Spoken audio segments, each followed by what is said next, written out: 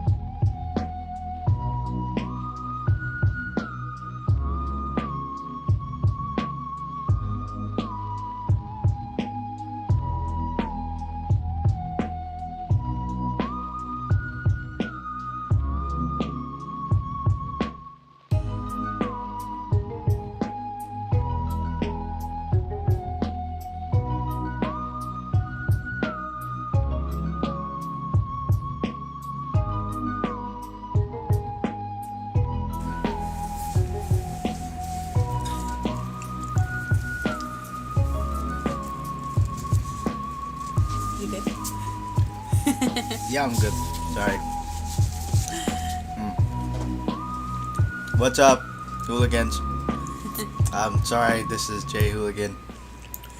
I guess I wasn't prepared as Preparing I should to be. eat. Prepare to eat. Prepare to fast forward. What's going on, hooligans? This is Jay Hooligan here.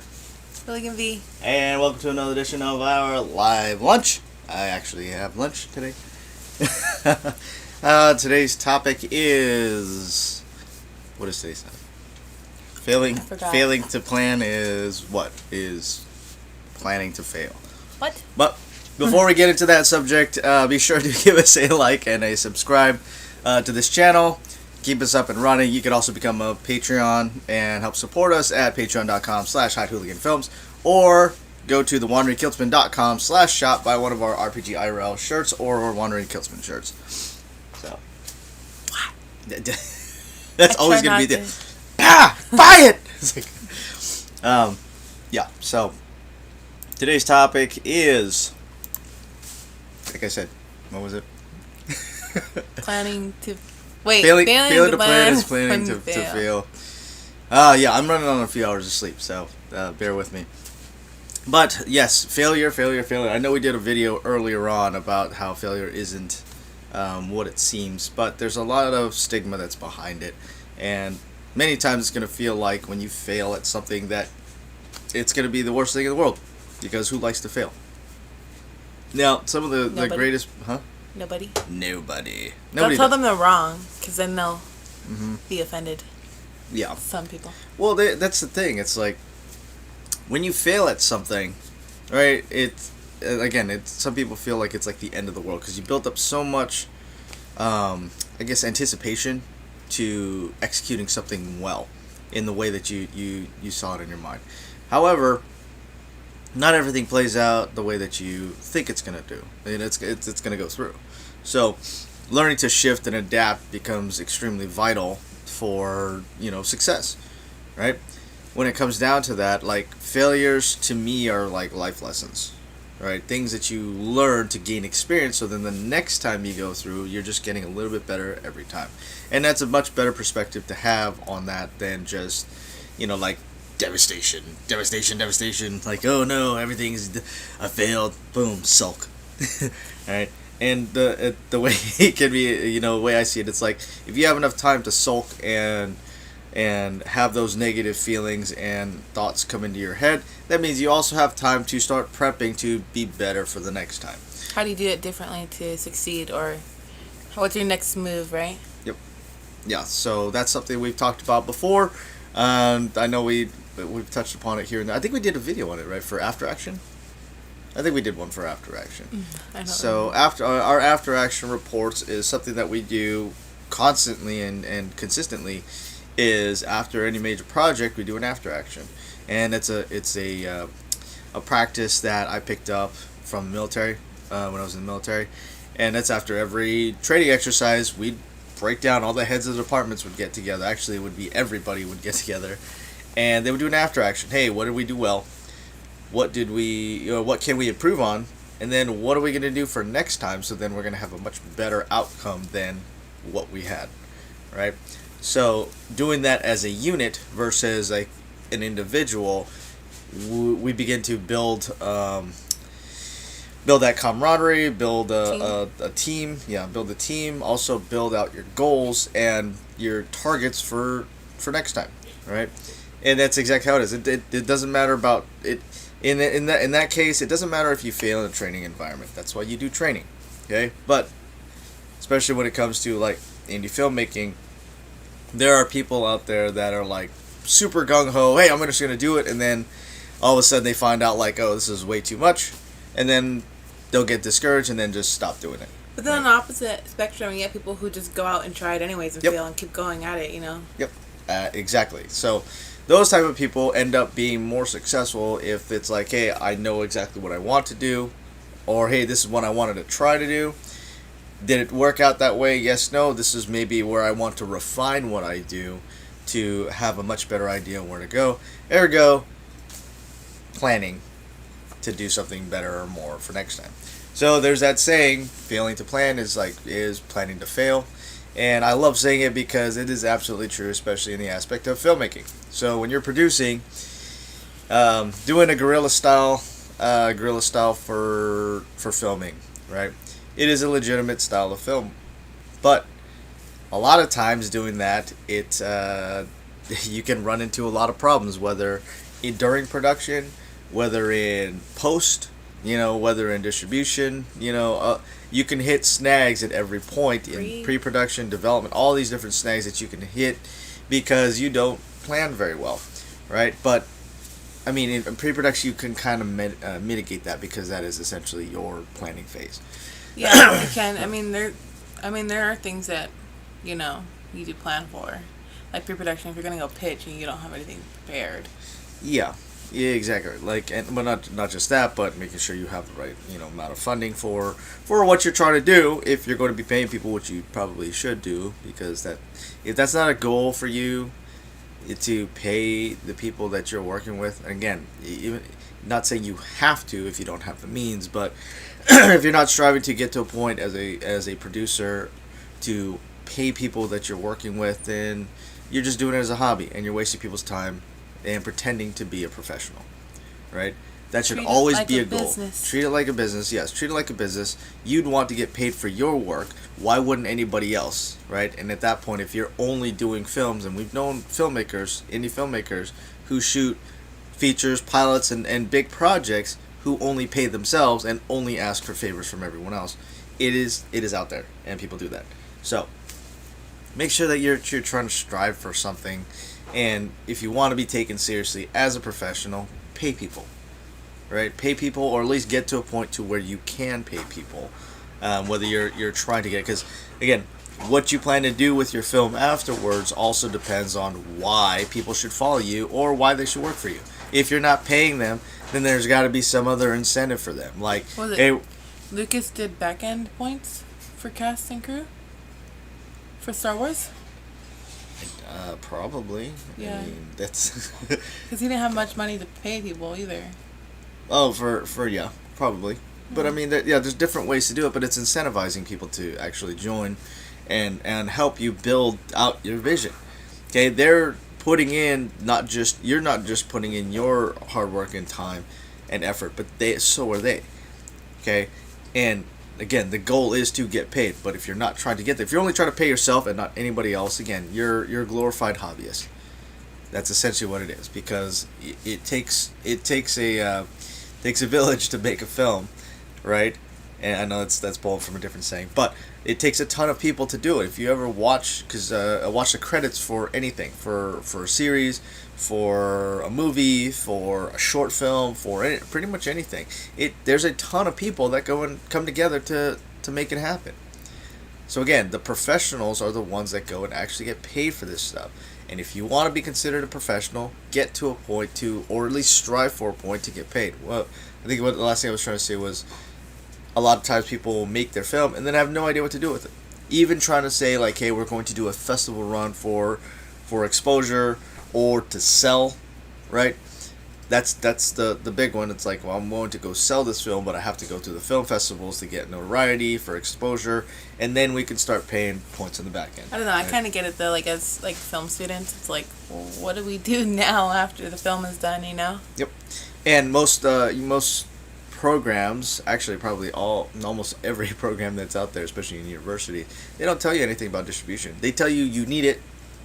They don't tell you about the process for it. They don't tell you about, hey, for marketing, for advertising, how to budget for that.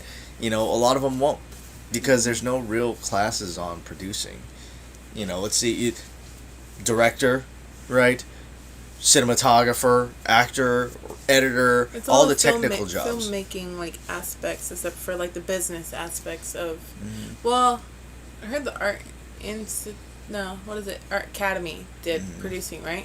They had producing classes, but I don't know to what extent they showed them distribution and stuff like that. Okay, I'm gonna stop you right there, because the person who was designing those classes was also teaching at art school. I mean, that's and true. so for sure know that they, and again, granted, this was almost a decade ago, essentially saying just get it distributed. That was kind of the mentality. Has it changed since then? I have no idea, but I'm just giving my experience from a lot of the research that I had done back then when I was curious about getting into film and had no idea what to do and why I wanted to go to school.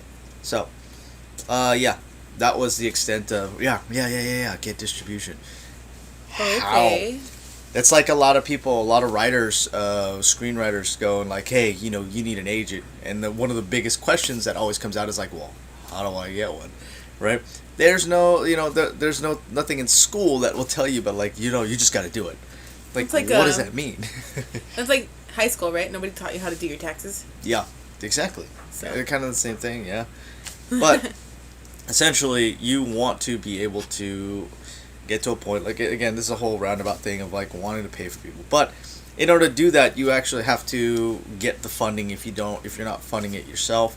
And if you're trying to pitch to other people, to get funding where you're pitching to investors, or you're pitching to executive producers who are going to bring in their own money to make your film happen, right? You kind of have to have a give and take for it. If this is your first time filming or first time producing, hey, they should understand that. You should be upfront about that. Don't try to fake it till you make it. That really bugs me with when that saying, fake it till you make it. It's no, be straight up with that. People will appreciate you, and they'll appreciate you much more than if you fake it, lie about it, and then they find out later on oh, this is your first time. I wouldn't have sent my money to you if I would have known that this was your first time, or realize hey, you don't have that integrity, you're not up to the word you had. It's not why would I give my money to you again? And if they were smart anyway, they would have asked that to begin with.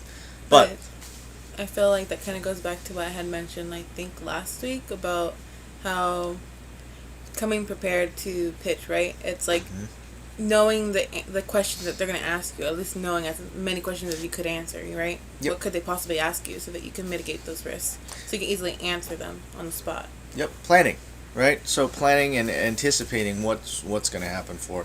But again, it's incentivizing, right? You are exchanging, you were asking for money in exchange for a skill set. That is the exact same thing of what you're asking from people. Hey, would you come help me with my film? And then if they're professionals, the first thing is is it paid? Unless they already know what happened with Kung Fury. Yeah, he did a crowdfunding, which I think he ended up raising $600K, over $600K. But all the VFX work was volunteered by VFX artists because they loved the idea, right? So if they go into it knowing hey, I'm volunteering my time for this because they think it's going to be a cool project, fantastic, right?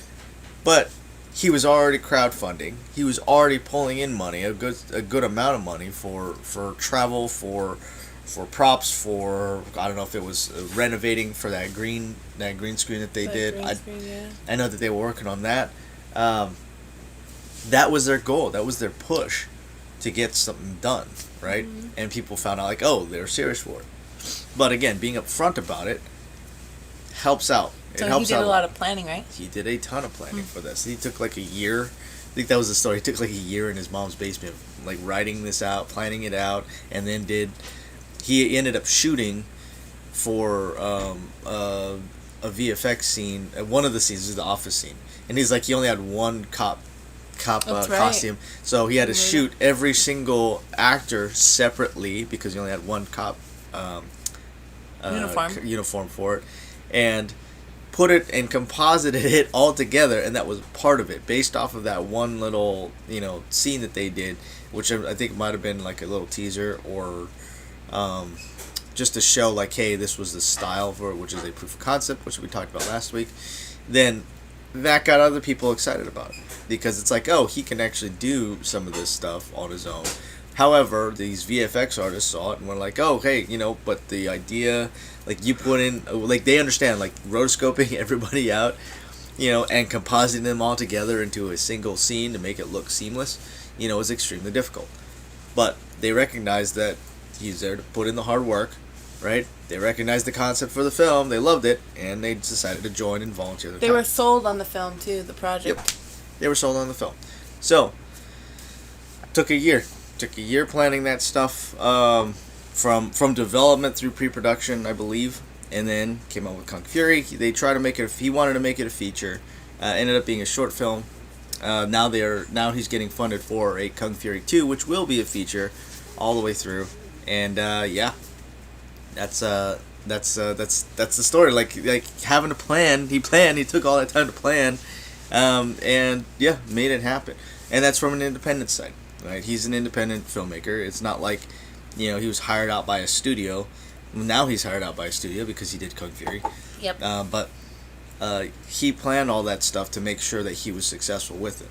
Right, but even like with his indie project versus him doing work for studio, he still has to plan everything, right? Yep. He's still always planning.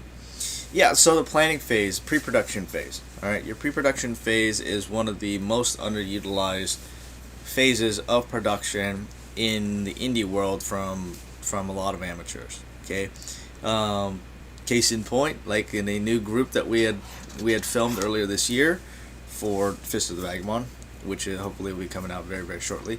Actually, we'll do that, and hopefully we'll get word back on some film festivals on that. Nice.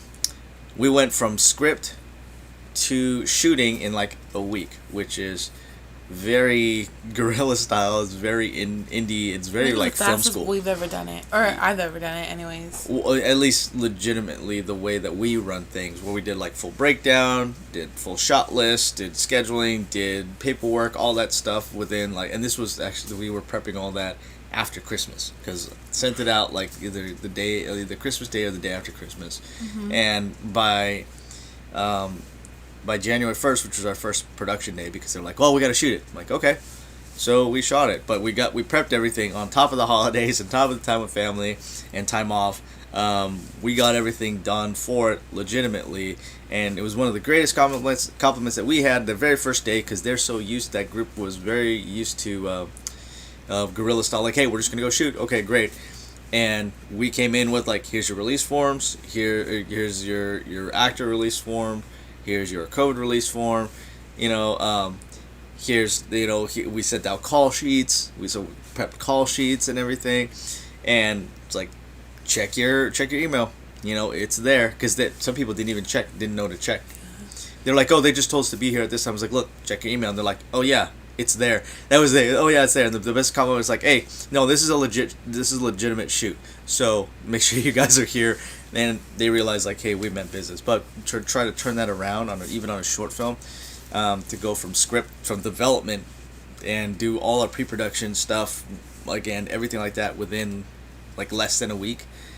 It was that's pretty amazing, I think, and a testament to at least a lot of your skill, because you were doing a lot of that scheduling and prepping for that too. So I think you're helping me with it. I was helping you with that, but again, that's a lot of what you take on, because I'm more of like the director, it's like directing side.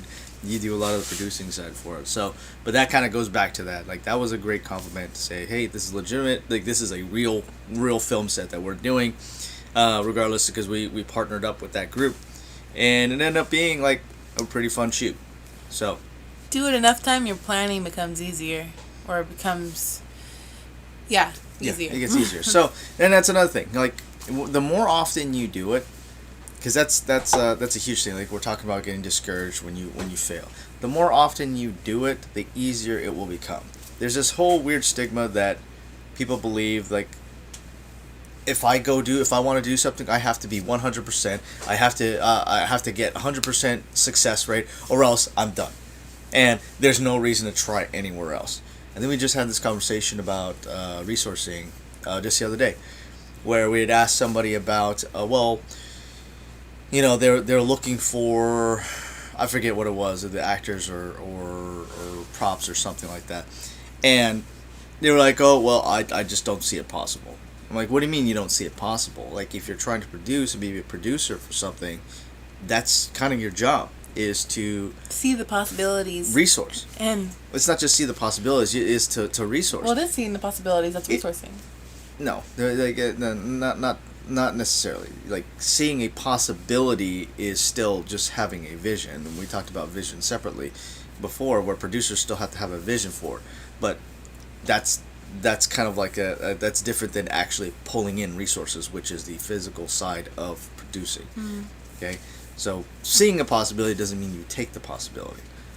No, but right. Seeing options and taking up okay, options. But that's what I'm talking about. Like, seeing an option for that doesn't mean that you're actually taking that. That's the other side of it. Okay. So again, we had mentioned to this person beforehand, like, hey, you got other places to get. You can go to, whether it was actors, you can go to like any like SF casting or LA casting or whatever. You can put it out to the Facebook groups. You can put it out to, what's the other one?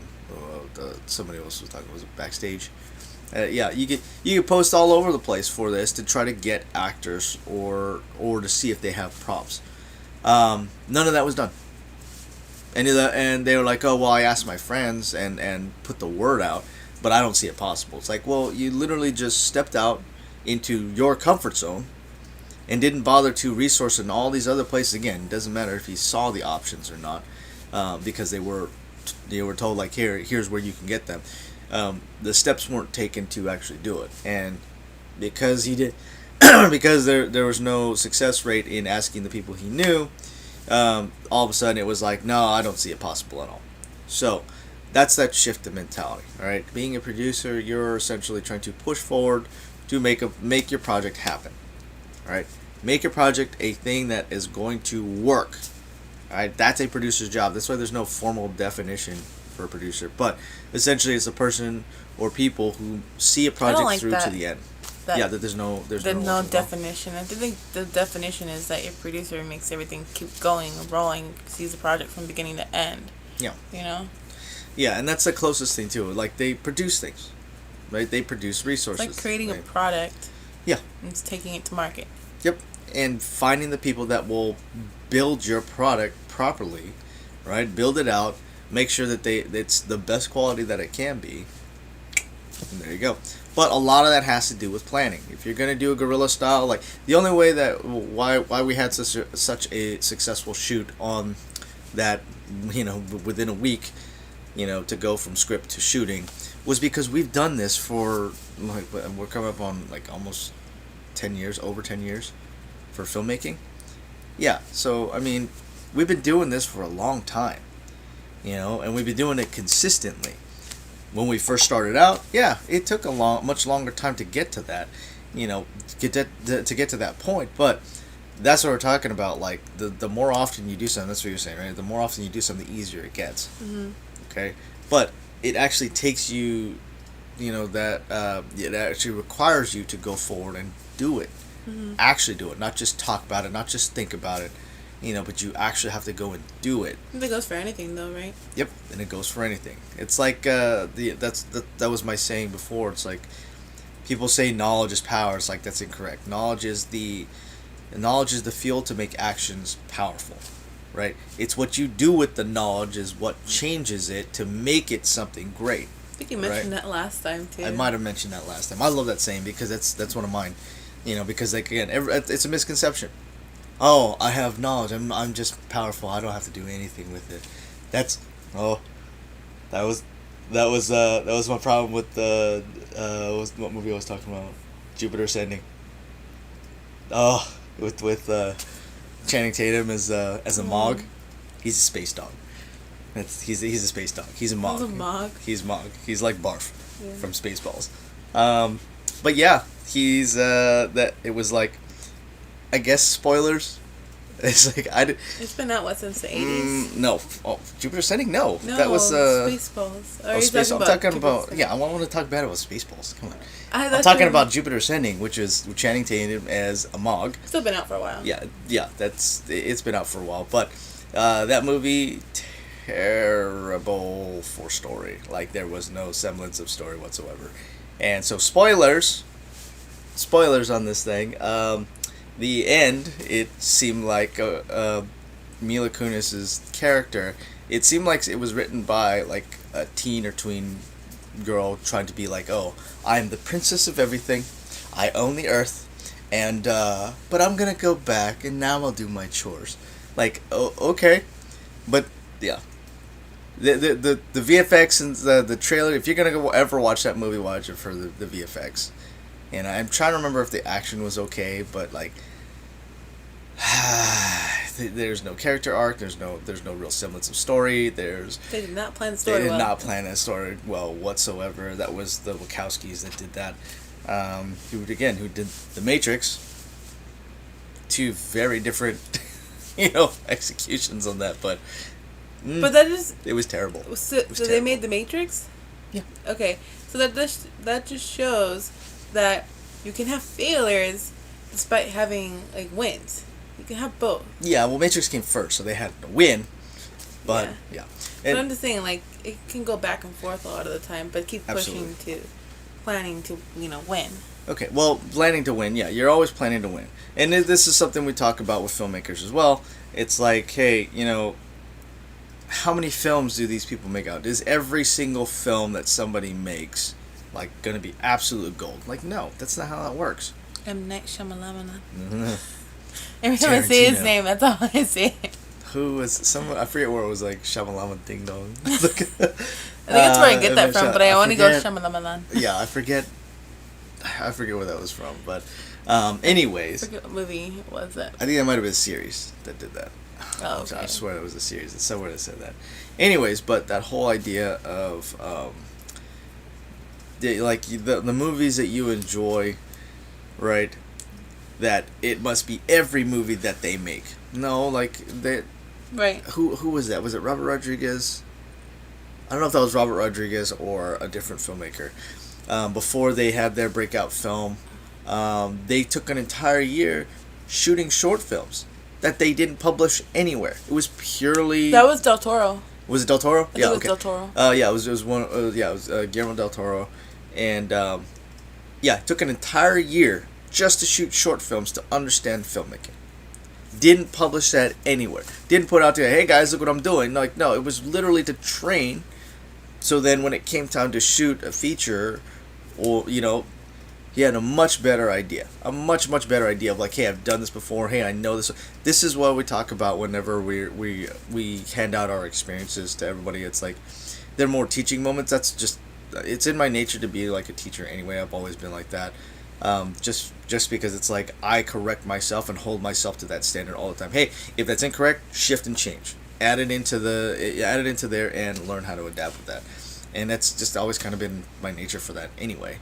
But whenever we give like our suggestions to people, whether we're on set, whether we're consulting, they're just consulting, but they come from experience.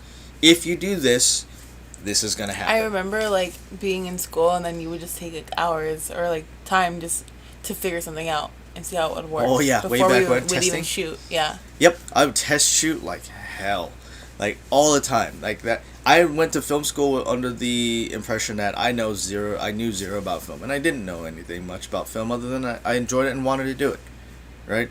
It doesn't mean I didn't, try filming and stuff like that beforehand, which I did. I was doing some very, very independent work, but going into there, I would like, oh, what does it mean to do like a tracking shot? What is a tracking and a crane?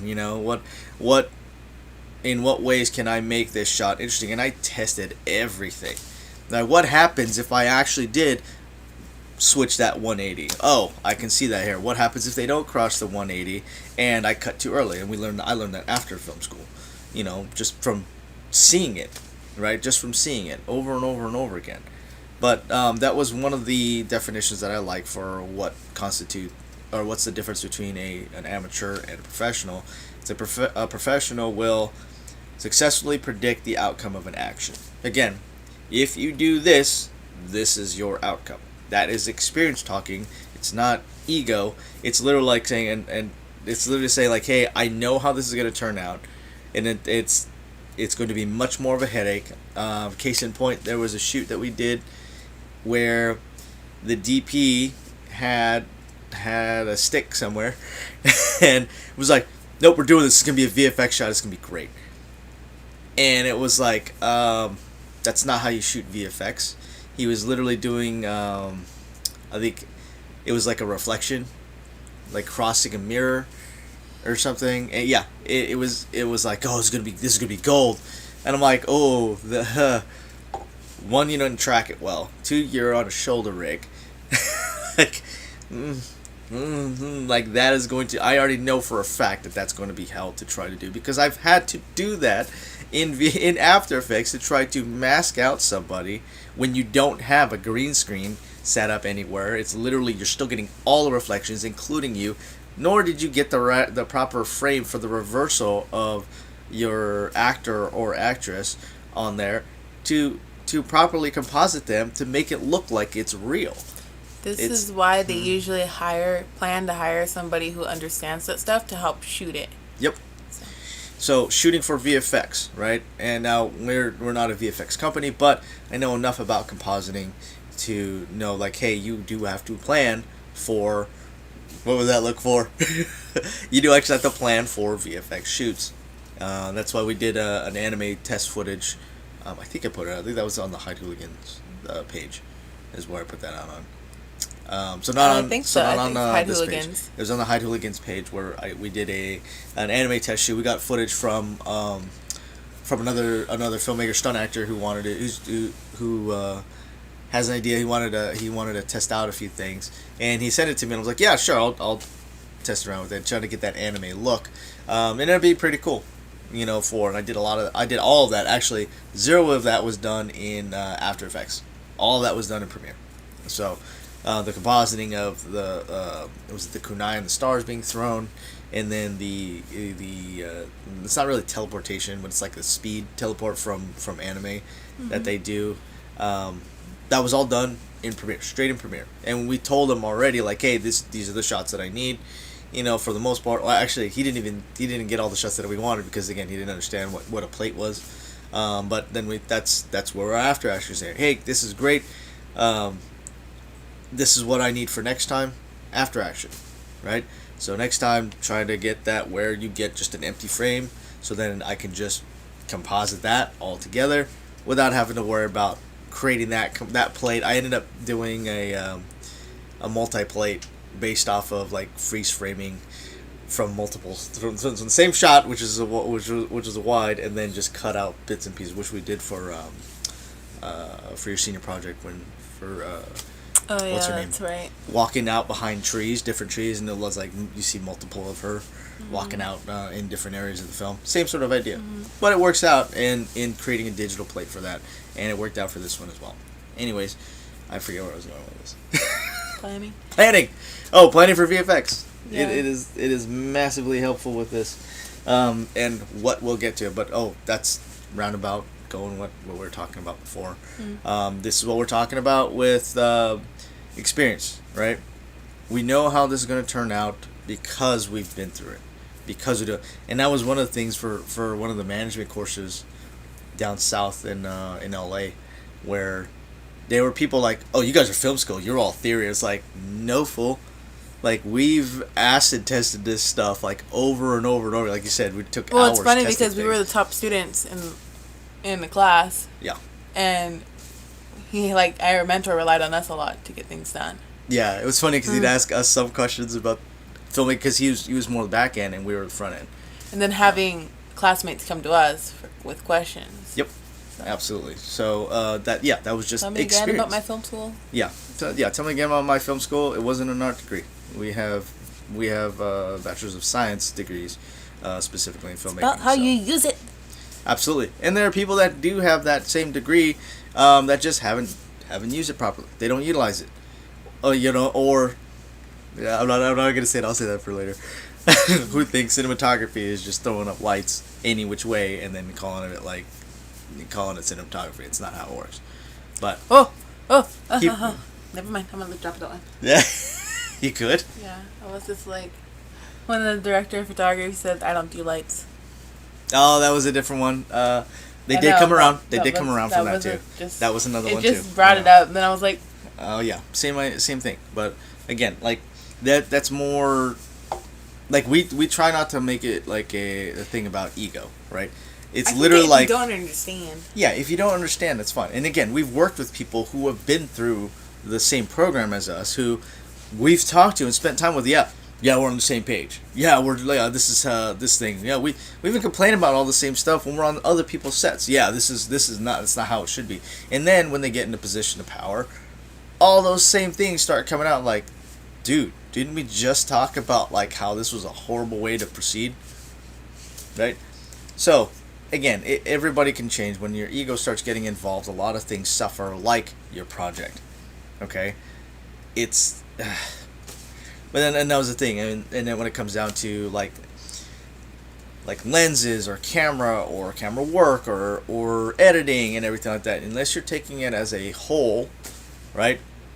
Because not every producer gets their hands in filmmaking, like on set, into the nitty gritty for that, into the editing, into the coloring, which let's talk about failures. I'll be open about that. I failed on my first time. I did that video of spot color correcting, but the overall product was not up to par, right? So I'm redoing everything with a much better headspace with it, and it's why I'm tired. It's why I've got like only a few hours of sleep, and I'm still working on that. I'm still pushing for that. So using my failure, right? I ended up going like, hey, I need to color correct, and I was doing my own different way. Using my failure to launch myself off into like, hey, how do I fix it? Because I could have been like, yeah, I'm done, whatever. But it's like, what did you learn from it? What did I learn from it? And then how can I shift and adapt? And the method that I'm using, which is the newer method anyway, I was trying to stay away from using the newer method because it's time consuming. It's very time consuming. Found out that the older method was just taking too long. Okay, so it took me long. It took way longer. I finished. I think in less than half that time, I had over half of it completed, just based off of using the newer method. I should have gone with my gut. Again, that's a failure on my side, but being able to be honest with myself about that, I'll be like, hey, yeah, this is how I need to shift. This is what I need to do now. It changes everything to where now I can plan better for color, right? And this is a project that I haven't been on. I wasn't on set for, so there's not things that are like, hey, I might have seen something like reflections, right? Hey, your reflections are here, or for audio, just touching base with audio. Not saying the audio was bad on these, but just the certain things that you can catch when you're in the moment on set. And it is a lot to remember, but again, this is why a lot of producers, and that's not speaking on you because you're always on set anyway, don't get on set. They hire out people to make that happen because they're the business end, right? So that whole idea for taking a failure and shifting and learning for that, right? And then how if producers may or may not understand the process. They're like, if you think of it like CEOs, not even CEOs, owners of company. Okay? Owners of companies may hire out CEOs to run the day-to-day.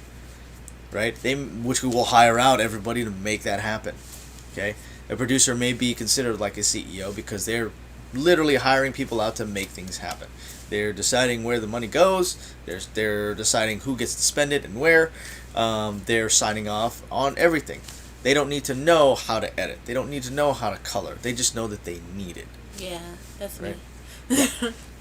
But you do have that experience of being behind camera. You do have the experience of editing. I do have the experience. I know where my weaknesses are, and I know where my strengths are, and so I usually like to find people who can do the job better. Yeah. And that's planning the thing. For that. Yeah, and that right there, okay, hey, I know what my weaknesses are, and I want other people who can do this job better than me, It's such a great mentality to have that. Why? Because we've been there, and we failed multiple times. I think that was the whole idea of where we kind of went off on this, was being able to understand like your weaknesses, being honest with yourself, and then taking those failures that you may have and flipping them to your advantage. Taking time to train, taking time to plan, right? Organizing your thoughts into planning. Like these live lunches are, for the most part, just very impromptu. There's no real planning other than like, hey, what's the topic we're gonna talk about, right?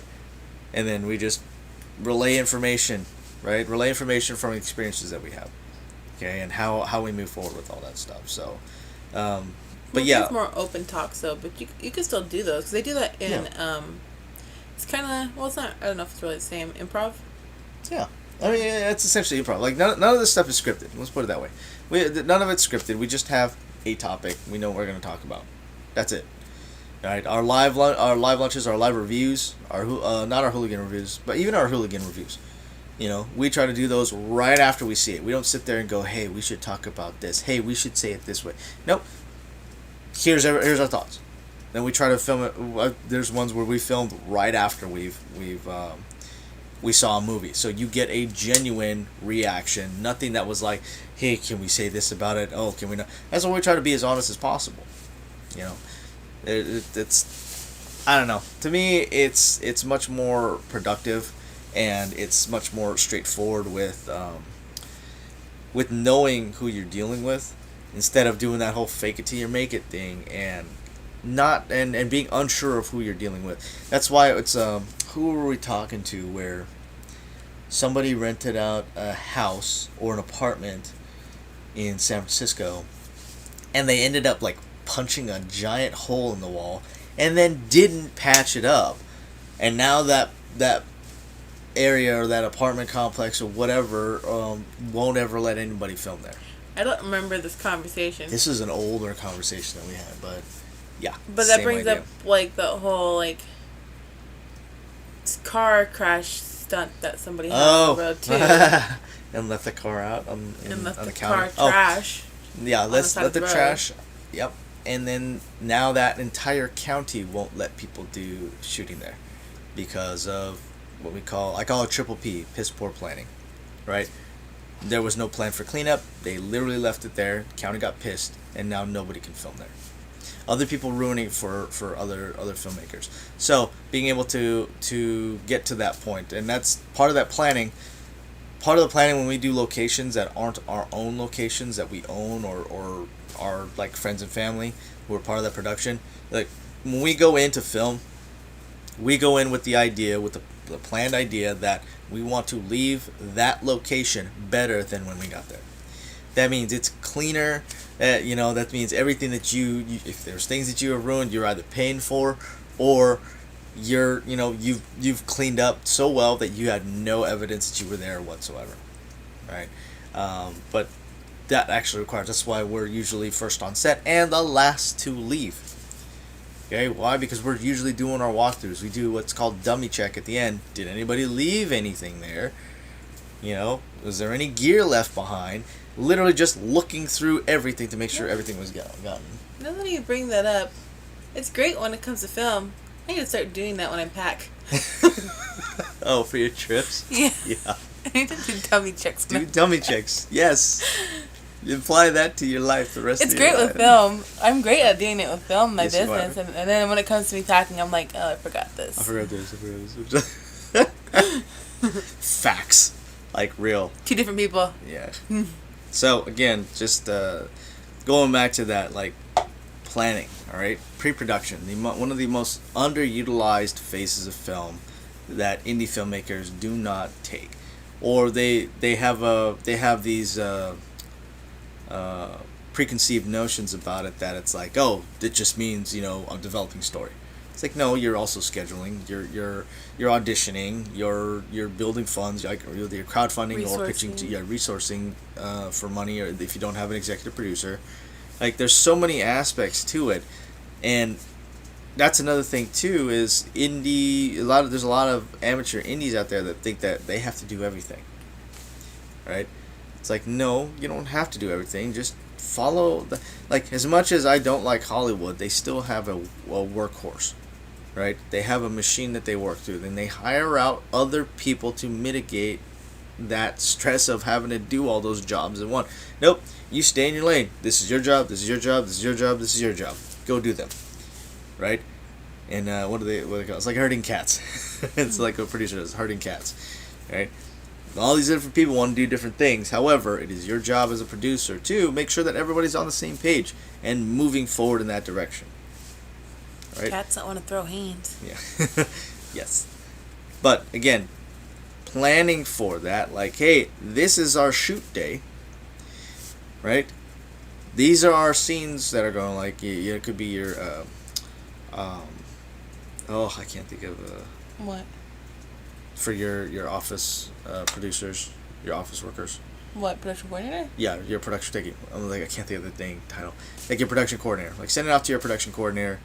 They're like going like, hey, these are what we need. This is the scenes that we're doing, the shots that we're doing for the next day. This is our shoot day. This is where the call sheet going out. It was already blessed off by the UPM and the first AD, and this is for sure what we're shooting on the next day. And we just actually came across that someone's experience on a TV series that was shot around here. Was it a series? I thought it was a film. No, that's a series that he was on, and so it was an episode that they were shooting, and they found out, and he came to us like, oh, it just reminded me of you guys, of just like how organized we are with our breakdowns and everything. But there was a scene that they had where they didn't have all the props, but the script called specifically for duplicates of something. I don't want to give out too much information because it's like, but this is a Hollywood series that they're doing. It's a well-known series, that's been going on for a while. But that production, to like us hearing that, we're like, well, that probably rolled downhill. Your breakdown, was it properly done? Was it sent out to your department heads like props, right? Correctly. Was your second AD on top of that in prepping for their day, or your production coordinator to the second AD prep for that day for making sure that all your stuff was there? And then your first AD, may or may not have been in on that, trying to put out fires and whatnot to make sure to say like, hey, yes, they did have everything, or no, they didn't. There any point in that chain, there could have been a break, and then everything went south from there. But it happens everywhere, even in Hollywood. It does. I think that you can plan as much as you can, and then sometimes you don't always get to go through the whole plan, or you miss spots, and honestly, it's just planning how to fit that in somewhere else, right? Absolutely. But that really goes back to, like I said, that planning phase, right?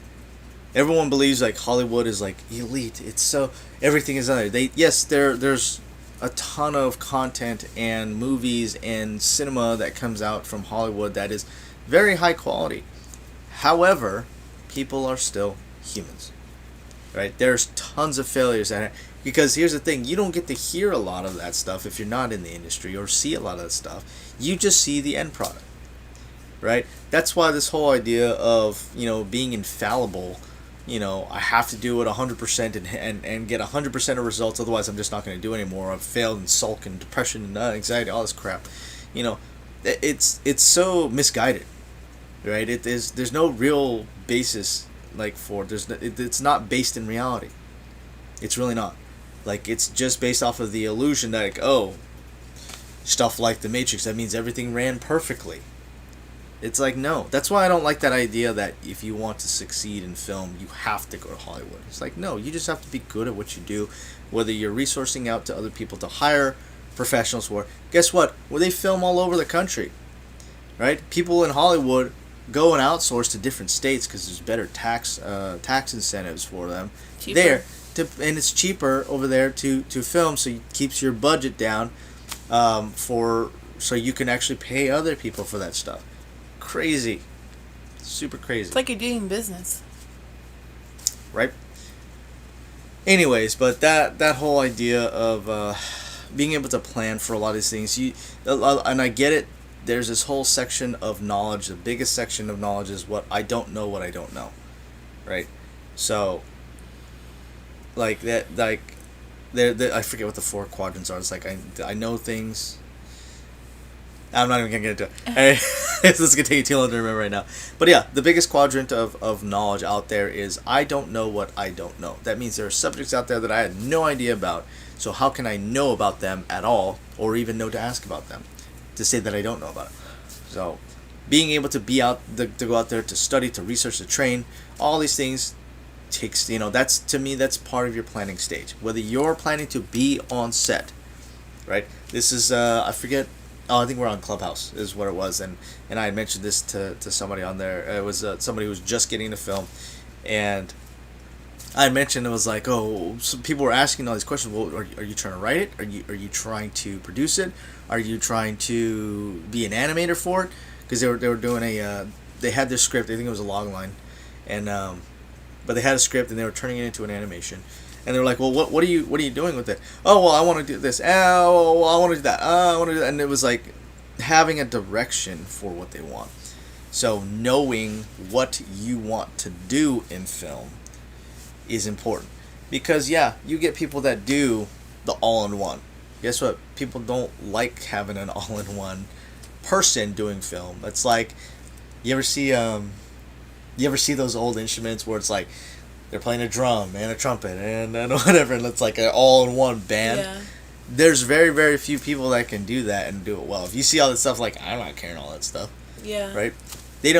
There's reasons why those people are very, very, very rare. Right? Most people like to go and they specialize in something. People are looking, and even the industry professionals are saying that too. They're like, look, they don't want an all-in-one. They want somebody who's going to specialize. So really find out what you want to do, and you may not understand that or get a better feel for that until you actually go out and do those jobs. Right? That's like where I gave that class to the actress producer. Oh, right? Yeah. Where I gave her like a 5-6 hour class on editing because she wanted to know about it, and by the end of the class she's like, hey, thanks for this, now I know I don't want to edit. Right? She didn't know, so she got into it, literally went down to the nitty gritty of it, and by the end of it she's like, oh yeah, this is a lot of work. I'm like, yes it is. And to be doing it well, and she knew based off of that small interaction, because she was a professional. She is a professional, she is a professional.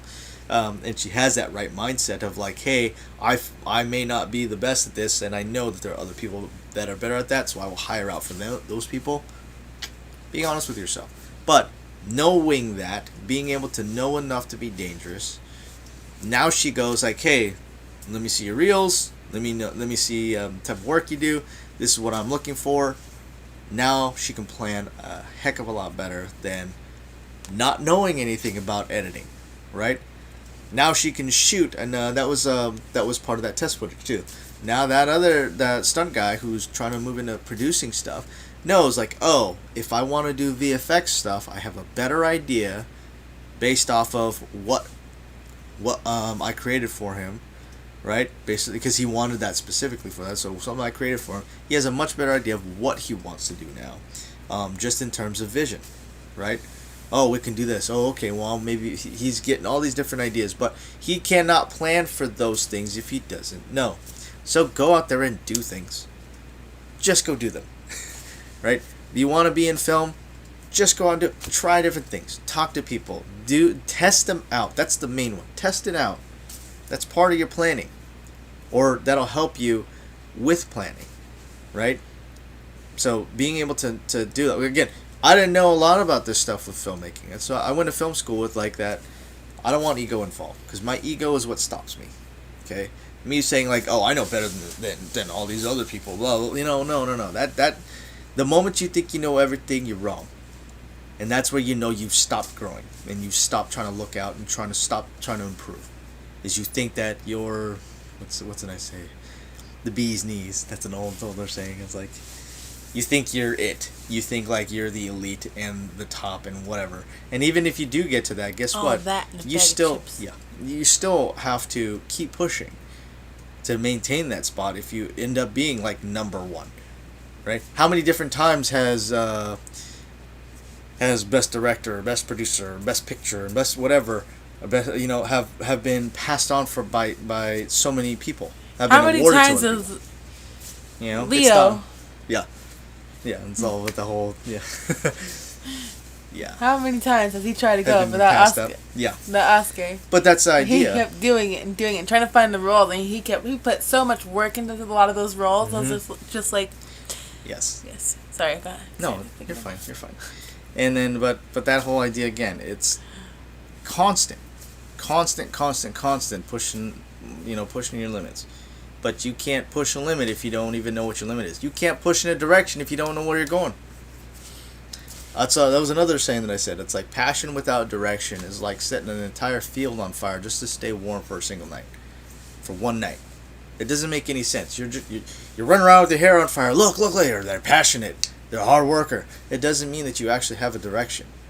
Okay, it doesn't mean that you actually know how to do that, right? But being able to plan for that, like, hey, I'm going to be out for a night. Hey, these are the supplies that I might need. Oh, I don't know what supplies I need, so I went and looked it up on a YouTube channel. Like, here's everything for camping to stay warm at night. Here's all the things that I need. I may need a tent. I may need some flint. I may need whatever, right?